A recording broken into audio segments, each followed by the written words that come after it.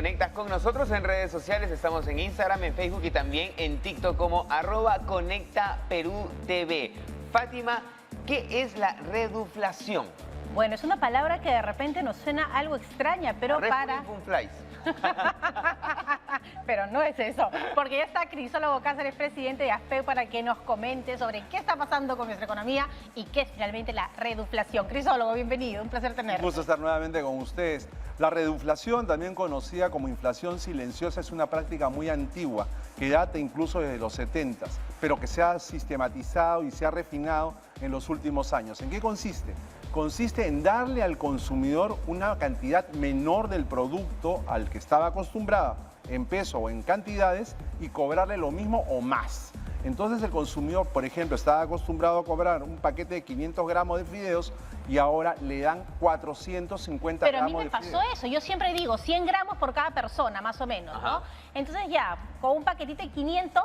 comen 5 con su proteína al Pero de costado. repente te empezaste a dar cuenta de que ya no alcanzaba. Y en eso, no, 450, ¿cómo que 400? Yo pensé que yo me había equivocado, que estaba mal.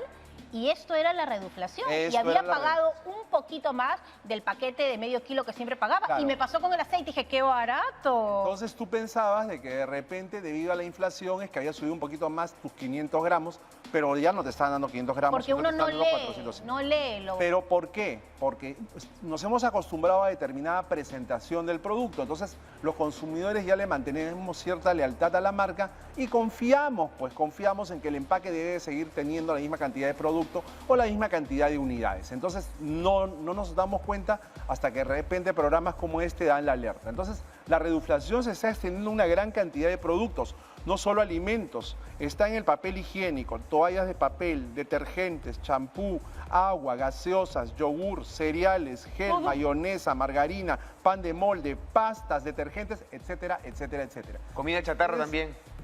Claro, si ustedes empiezan a verificar antes de comprar, van a darse cuenta de que el producto tiene menos cantidad. Entonces, este es un fenómeno que se ha ido dando de manera silenciosa y algunos como Fátima lo descubrieron en cierto momento, pero las más de las veces los consumidores Pero caí no en el somos aceite, conscientes. dije, qué barato y compré 3. Ahora, y cuando llegué a la casa... era la botella más pequeñita. Ahora, pero ellos lo ponen en las etiquetas y de alguna manera con eso ya están blindados. Claro. Exactamente, tú lo has dicho, Christopher. O sea, la pregunta es, ¿la reduflación es ilegal? La respuesta es no, siempre que se informe en el etiquetado. O sea, si por ejemplo antes tenías un círculo y adentro ponías 500 gramos y en el envase de 450 tienes el mismo círculo y dice 450, entonces le estás informando al consumidor, con lo cual la empresa está cumpliendo con su deber de informar. Al hacer esta salvedad, la empresa no incurre en ninguna infracción. La empresa solo incurriría en infracción en la medida en que no lo informe al consumidor a través del medio adecuado, en este caso la información en el envase.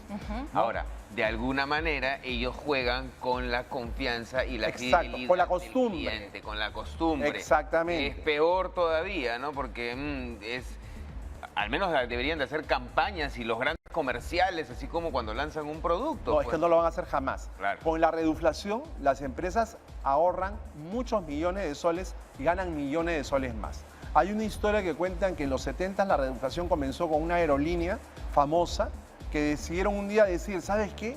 En la ensaladita que le damos a los usuarios, a los pasajeros del avión, ponemos una aceitunita en la parte superior. Vamos a quitar la aceitunita. Quitaron la aceitunita y tuvieron un ahorro de aproximadamente $150.000 solo por quitar la aceitunita. Entonces, con esas prácticas de quitar contenido, las empresas ahorran mucho dinero. Y entonces su utilidad se incrementa sin hacer ninguna inversión. Ahora, ¿qué es lo que se puede hacer en una situación como esta? ¿Qué es lo que se deben estar preguntando todos los televidentes? Lo único que podemos hacer es revisar las etiquetas como hizo Fátima. No nos queda otra alternativa que desconfiar de ese producto que tradicionalmente usted compraba a ojos cerrados. Usted pasaba por la góndola del supermercado, acá está el fideo, acá está el papel. Usted seguía manejando porque asumía en su cabecita que habían 30 rollos de papel, asumía que habían 500 gramos de fideos y seguía hasta que llegaba a su casa y descubría la triste realidad. Por eso, para evitarlo, usted tiene que revisar y saber, esto tiene que tener 500 o esto tiene que traer 20 rollos o esto tiene que traer 1 litro de gel o lo que sea. Si usted en la etiqueta lee que no lo tiene, Lo que tiene que hacer es muy sencillo, no lo compre. Claro, compra No otro. lo compre. Ya, justo iba a eso, Crisólogo, me has Claro. sacado la pregunta de la cabeza, porque tú dices, no lo compre, ok, ¿y qué pasa si el otro producto de otra marca tiene lo mismo? Es que tienes que buscar el producto que no incurre en reduflación. O sea, lamentablemente usted se ha acostumbrado por años a una marca determinada, ha depositado su confianza y la de su familia en esa marca determinada, pero le están pagando mal. Entonces cómo uno no debe estar con de paga ¿De mal. dónde viene el nombre, reduflación, y cómo nos afecta? Viene de dos La palabras. canasta básica familiar. Viene de dos palabras, de inflación y de reducción. Normalmente la reduflación es un fenómeno que se produce en tiempos de inflación alta, ¿correcto? Y entonces en esa inflación alta se aprovecha para reducir el producto. Entonces se mezclaron los dos términos y ahí se acuñó reduflación. O sea, uno gasta más. Gastas más. O sea, Claro. presuntamente se produce en épocas de inflación alta, pero por ejemplo en el caso del Perú, no es que digamos que estemos en una inflación desbocada. Por el contrario, tenemos una de las inflaciones más bajas de América Latina. Sin embargo, en el Perú es donde con mayor intensidad se manifiesta la reduflación. Hemos hecho sondeos en Latinoamérica porque formamos parte de una red de organizaciones de consumidores que opera en la región y hemos detectado que en todos los países absolutamente se está haciendo reduflación. Y es que obviamente gastas más, porque como, por ejemplo, tu caso, Fátima, que compraste la bolsa de fideos pensando que iba a alcanzar para las 5 personas, no te alcanzó. Yo no tuviste comí. que ¿Ves? ¿Ves? Ahí tienes. Tendrías que Entonces, comprar si tú- otra bolsa más. Exacto, si ella quería Gasta comer más. del producto, tendría que haber comprado una bolsa adicional. Entonces, la reduflación, ¿a quién perjudica más? A los consumidores de menores ingresos económicos. Son los que se ven más afectados, porque con la cantidad de dinero que normalmente utilizaban para comprar determinados productos en determinado número, ya no lo pueden comprar. Entonces, ellos son los principales afectados por esta práctica de reduflación.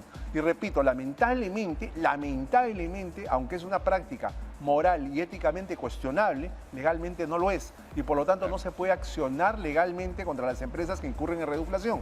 Lo único que les queda a los consumidores es nuevamente asumir la tarea de cargar sobre sus espaldas el costo de ser inspectores que estén monitoreando, que estén fiscalizando, que estén revisando las etiquetas. Pero es terrible. Tú tienes Es terrible, un presupuesto, por por supuesto. ejemplo, de la cantidad de leche que consumes a la semana con Claro. 3 hijos.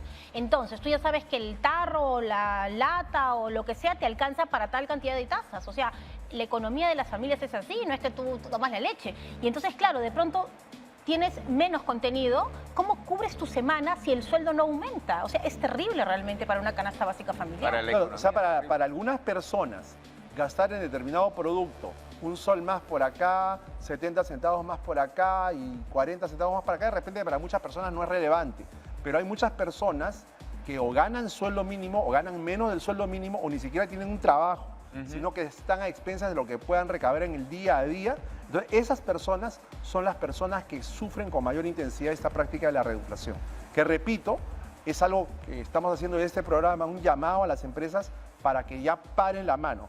Paren la mano porque ya los consumidores se dieron cuenta. O sea, esto ha funcionado muy bien mientras no éramos conscientes de que esto se estaba suscitando en el mercado. Pero ahora ya somos conscientes de que esto está pasando y por ende tenemos la posibilidad de dejar de comprar sus productos.